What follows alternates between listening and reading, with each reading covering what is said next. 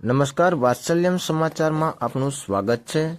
કપડવંશ નગરપાલિકાનો વધુ એક વિવાદ સામે આવ્યો।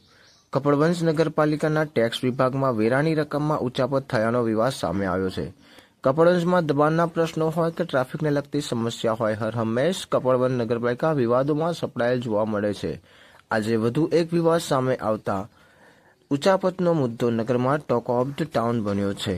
વાત્સલ્યમ સમાચાર, કુંજન પાટણવડિયા, કપડવંશ।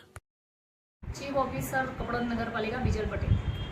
બેન, એક વિષય સામે આવ્યો છે કે જેમાં જે રીતના અહીંયા આગળના કર્મચારીઓ દ્વારા ઉચાપત કરવામાં આવી છે, શું છે સમગ્ર બાબત?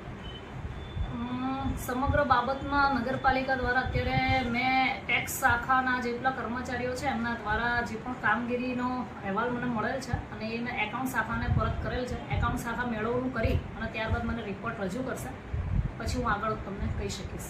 શું લાગે છે, કેટલા રૂપિયાની ઉચાપત હોય એવું કોઈ પ્રથમ દ્રષ્ટિએ લાગી રહ્યું છે ખરું બેન? ના, આંકડો તો હું નહીં કહી શકું, રેકોર્ડ જોઈને પછી જ આંકડાનું થઈ શકશે। લાગે છે ખરું કે આંકડો નહીં, પરંતુ લાગે છે ખરું કે ઉચાપત હોય એવું? એના માટે મારે ચલણ અને જે રોજમેળ છે બંને ચેક કરવા પડે અને બંને ચેક કરવાની કામગીરી અત્યારે ચાલુમાં છે। આવનારા દિવસોમાં ચેક થઈને તમને માહિતી પૂરી પાડવામાં આવશે। ત્યારબાદ શું કાર્યવાહી કરવામાં આવશે? ત્યારબાદ જે પણ દોષી હશે એના પર નિયમ અનુસારની કાર્યવાહી કરીશું। હું વર્ષાબેન પંચાલ, કપડવંજ નગરપાલિકા પ્રમુખ।